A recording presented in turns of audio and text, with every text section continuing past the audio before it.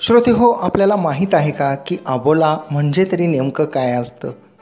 अबोला म्हणजे मला असं वाटतं की आतून आणि बाहेरून सुद्धा गप्प बसणं. खरं सांगायचं तर ही विवेकबुद्धीची आणि अंतर्मुख होणारी अशी क्रिया आहे, ज्यामध्ये प्रथम व्यक्ती बाहेरून शांत आहे आणि हळूहळू मानसिकरित्या फरकांची शांतता जाणवते.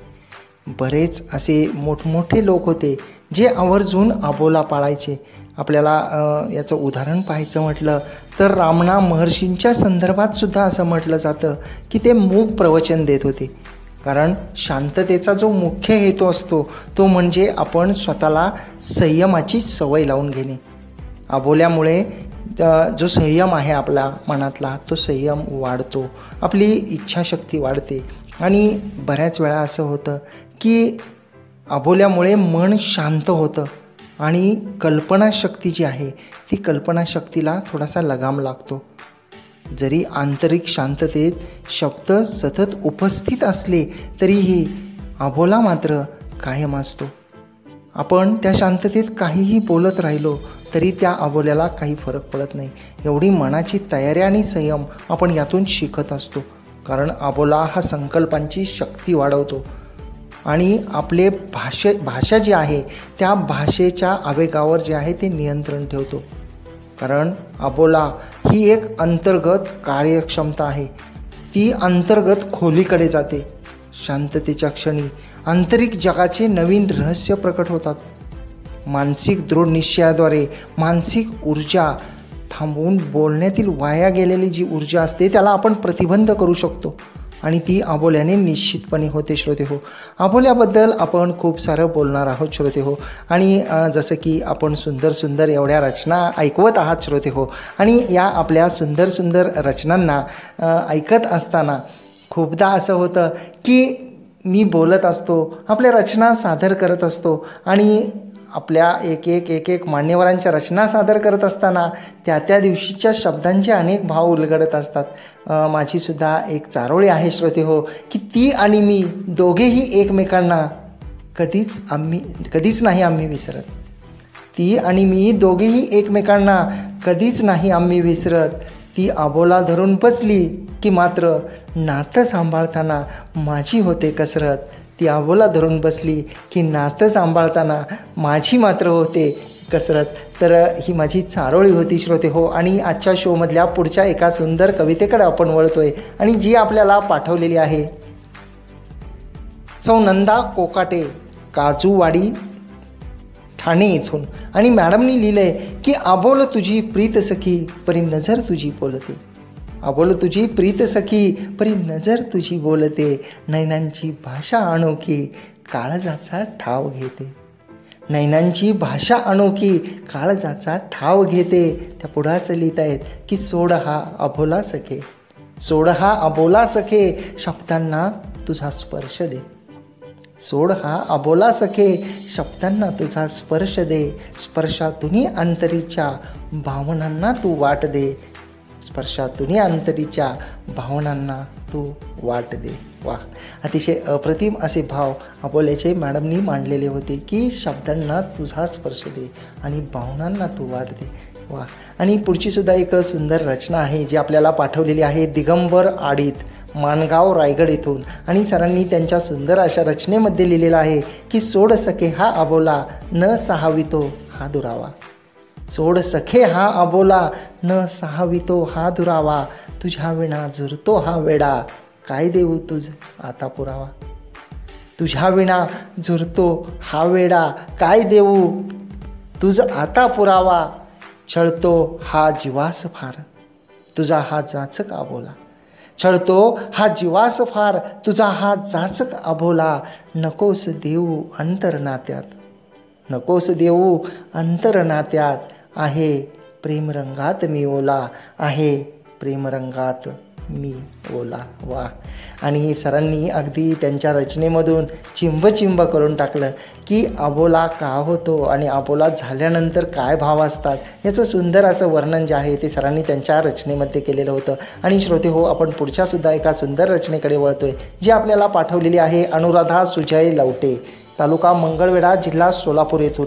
आणि त्यांनी त्यांच्या सुंदर अशा रचनेमध्ये लिहिलेलं आहे की कितीही झाला वाद आपुला, नको धरूस जीवघेणा अबोला. कितीही झाला वाद आपुला, नको धरूस जीवघेणा अबोला. जीव जळतो तुझ्यासाठी, कवेत घे रे साजना मला. जीव जळतो तुझ्यासाठी, कवेत घे रे साजना मला. मॅडम पुढं असं लिहित आहेत की अबोल झाले शब्द माझे, बोलायचे होते बरेच काही. अबोल झाले शब्द माझे, बोलायचे होते बरेच काही. अबोल तुझी नजर पाहता, अबोल तुझी नजर पाहता, तुझ्या माझ्यात काही घडले नाही, तुझ्या माझ्यात काही घडले नाही. आणि खरं आहे, खूप सारं बोलायचं असतं आणि अगदी माफीसुद्धा मागायची असते, परंतु जेव्हा समोरची व्यक्ती अबोला धरते त्यावेळी खूप वेदना होतात, खूप दुःख होतं. आणि जसं की मॅडमने सुंदर अशा शब्दांमध्ये लिहिले की तुझ्या माझ्यात काही घडले नाही, हे अबोल नजरेला पाहिल्यानंतर जाणवतं. आणि नात्यांमध्ये कोणतंही नातं असो श्रोते हो, त्यामध्ये असंच असतं की वाद हे क्षणिक असतात, तसंच अबोलासुद्धा क्षणिक असला पाहिजे. अबोला हा जास्त तुटेपर्यंत ताणला नाही पाहिजे. आणि पुढच्या एका रचनेकडे आपण वळतोय सुंदर अशा, जी आपल्याला पाठवलेली आहे चित्रा आतितकर, कर्वेनगर, पुणे यांनी. आणि त्यांनी त्यांच्या सुंदर अशा रचनेमध्ये लिहिले की न बोलता सांगून जातो अबोला तुझा जीव घेणा. न बोलता सांगून जातो अबोला तुझा जीव घेणा. पण तुझ्या नयनी दिसती प्रीतीच्या बोलक्या खुणा. पण तुझ्या नयनी दिसती प्रीतीच्या बोलक्या खुणा. ओठावर नाही पण डोळ्यात दिसे, काय तुझ्या मनी तू लपवले असे. ओठावर नाही पण डोळ्यात दिसे, काय तुझ्या मनी तू लपवले असे. शेवटी ते असं लिहित आहेत की प्रीतीची रीत तुझी मी समजलो सखे. प्रीतीची रीत तुझी मी समजलो सखे. अबोल्यातून बोलणे किती हवे हवेसे, अबोल्यातून बोलणे किती हवे हवेसे. अतिशय अप्रतिम अशी रचना होती. आणि जरी अबोला असला तरी डोळ्यातून सगळे भाव जे आहेत ते अतिशय स्पष्टपणे जाणवतात. असे भाव मॅडमनी त्यांच्या रचनेमध्ये मांडलेले आहेत. आणि पुढची एक सुंदर रचनेकडे आपण वळतोय, जी आपल्याला पाठवलेली आहे प्रणय कांबळे, जे की PS या नावाने लिहितात, वरळी, मुंबई येथून. आणि सरांनी त्यांच्या सुंदर रचनेमध्ये लिहिले की अबोला का सखे तुझा मजवर बसला. अबोला का सखे तुझा मजवर बसला. साथ हवी असताना मग मागे का तो सरकला. साथ हवी असताना मग मागे का तो सरकला. सरकला तो सारा पुरता उरला तो अबोला. सरकला तो सारा पुरता उरला तो अबोला. जाता जाता देऊन गेला, जाता जाता देऊन गेला. तुझ्या माझ्या प्रीतीला अबोला, तुझ्या माझ्या प्रीतीला अबोला. आणि खरं आहे, अगदी कधी कधी जेव्हा अबोला कोणी धारण करतं तेव्हा आपण निशब्द होऊन जातो. आपल्याला कल्पना नसते की एखादी छोटी गोष्ट इतके मोठे परिणाम करेल. त्यामुळं आपण सहज घडलेल्या ज्या गोष्टी आहेत, ज्या छोटे छोटे प्रसंग आहेत, ज्याच्यामुळं आपण दुखावलो असेल, आपण अबोला धरला असेल, ठीक आहे, परंतु तो किती धरायचा, तो किती वेळेपर्यंत धरायचा आणि समोरच्या व्यक्तीला त्याचा किती त्रास द्यायचा, हे सुद्धा आपण निश्चितपणे विचार केला पाहिजे. आणि समोरच्या व्यक्तीला जर पश्चाताप होत असेल, कारण असं म्हटलं जातं की माणूस हा चुकांचा पुतळा आहे. माणूस हा चुकत असतो आणि त्याला त्याच्या चुकांची जाणीव होत असेल तर निश्चितपणे त्यालाही माफ केलं पाहिजे. आणि पुढची सुद्धा एक सुंदर रचना आहे, त्या रचनेकडे आपण वळूयात श्रोते हो, जी लिहिलेली आहे अरविंद कुलकर्णी, मलकापूर, जिल्हा बुलढाणा येथून. आणि सरांनी अबोल शीर्षकाखाली अतिशय सुंदर असे भाव लिहिलेले आहेत. सर लिहित आहेत की धरू नकोस अबोला, तुझी नाराजी कर व्यक्त. आणि खरं आहे, असंच व्हायला पाहिजे की धरू नकोस अबोला, तुझी नाराजी कर व्यक्त. संवाद घडू दे आपला, तुझे विचार होऊ दे मुक्त.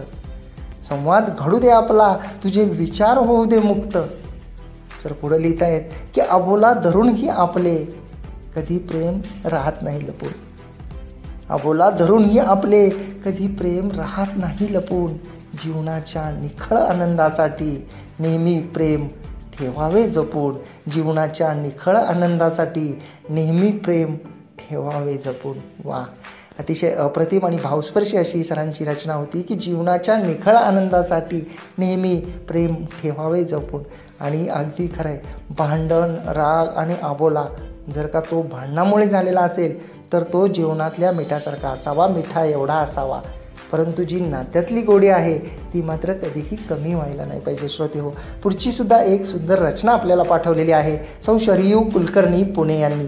आणि त्यांनी अबोला शीर्षकाखाली लिहिलंय, का रे असा धरतोस आबोला, भिडवतोय खोलवर हृदयाला. का रे असा धरतोस आबोला, भिडवतोय खोलवर हृदयाला. अंगणातला मोगरा सुद्धा किती झाला रडवेला अन कोमेजला. अंगणातला मोगरा सुद्धा किती झाला रडवेला अन कोमेजला. त्या पुढं असं लिहित आहेत की अबोला तुझा मला खूप खूप सतावतोय. अबोला तुझा मला खूप खूप सतावतोय, नको त्या विचाराने खूपच अस्थिर होतं ना. अबोला तुझा मला खूप खूप सतावतोय, नको त्या विचाराने खूपच अस्थिर होतं ना. मन माझं सैरा वैरा तुझ्याच बोलण्याविना, माफी मागते बाबा आता तरी बोल ना. मन माझं सैरा वैरा तुझ्याच बोलण्याविना, माफी मागते बाबा आता तरी बोल ना. आता तरी बोल ना. हेच ज्याबद्दल आपण बोलत होतो की जेव्हा आपल्याला व्यक्त व्हायचं असतं आणि समोरचा बोल असतो त्यावेळी जी कसरत होते ती मॅडमनी अतिशय सुंदर अशी त्यांच्या ओळीतून मांडलेली आहे. आणि श्रोते हो, पुढची सुद्धा एक खूपच अतिशय सुंदर अशी रचना आहे जी आपल्याला पाठवलेली आहे सचिन शिवनारायण मौर्य, जे सर की स्वप्नप्रेमी नावाने लिहितात जळगाव येथून. आणि सरांनी त्यांच्या रचनेमध्ये लिहिलेलं आहे की हळवार स्पर्शून जाई हा गार गार वारा. हळवार स्पर्शून जाई हा गार गार वारा, प्रेमात मी वाहिले अबोल प्रीतीचा किनारा. प्रेमात मी वाहिले अबोल प्रीतीचा किनारा, चिंब पावसात भिजुनी अबोल मी झाले. चिंब पावसात भिजुनी अबोल मी झाले, आठवणींच्या पावसात एकटा मी नाहिले, एकटा मी नाहिले. वा. आणि अतिशय पावसात चिंब भिजून अबोल झाल्याबद्दलचे भाव सरांनी अप्रतिमरित्या मांडलेले आहेत. आणि पुढची एक सुंदर चारोळी आपल्याला पाठवलेली आहे श्री पी डी थिटे, राहणार केंदूर, तालुका शिरूर, जिल्हा पुणे येथून. आणि सरांनी त्यांच्या अतिशय समर्पक अशा शब्दांमध्ये लिहिलेलं आहे की अबोला आज तुझा म्हणून शब्द माझे तडफडत होते. अबोला आज तुझा म्हणून शब्द माझे तडफडत होते, पिंजऱ्यातल्या पाखरासारखे ओठातच फडफडत होते. पिंजऱ्यातल्या पाखरासारखे ओठातच फडफडत होते. आणि खरंय श्रोते हो, जर समोरची व्यक्ती अबोला असेल, मनात खूप सारं बोलायचं असेल पण बोलायचं कोणाला, त्यामुळं मनातलं मनात राहतं. कधी कधी मनातलं ओठांपर्यंत येऊन ते ओठाड बंद होतं आणि मनामध्ये आणि ओठांमध्ये विचारांचा गोंधळ सुरू होतो. मन सैरा वैरा धावतं आणि त्यावेळी सरांनी लिहिलेले जे भाव आहेत ते आपसूक ओठामध्ये येतात की पिंजऱ्यातल्या पाखरासारखे शब्द जे आहेत ते फडफडत होते ओठातच. अतिशय सुंदर रचना. आणि पुढच्या एका सुंदर रचनेकडे आपण वळूयात जी आपल्याला पाठवलेली आहे बाबाजी सदाशिव ठुबे, जिल्हा परिषद प्राथमिक शाळा वावरत, तालुका राहुरी, जिल्हा अहमदनगर येथून. आणि सरांनी त्यांच्या सुंदर अशा कवितेमध्ये लिहिलेलं आहे की दिवसा मागून दिवस सरले नाही सरला तो अबोला. दिवसा मागून दिवस सरले नाही सरला तो अबोला, हाती उरला आता केवळ तुझ्या आठवणींचा काला. हाती उरला आता केवळ तुझ्या आठवणींचा काला. सर पुढंच लिहित आहेत की सोड आता तुझा अबोला, करून टाक मन मोकळं. सोड आता तुझा अबोला, करून टाक मन मोकळं. मग बघ आनंदाने भरलेलं जीवनाचं आभाळ सगळं. मग बघ आनंदाने भरलेलं जीवनाचं आभाळ सगळं. आणि खरंय श्रोते हो, जर का अबोल्यामध्ये गैरसमज असतात, जर ते संवादाने आपण मिटवले तर निश्चितपणे संवादाने मनं मोकळी होतात आणि अबोला हा आपला तुटू शकतो. त्यामुळं अबोला हा क्षणिक असावा आणि संवाद हा दीर्घ असावा.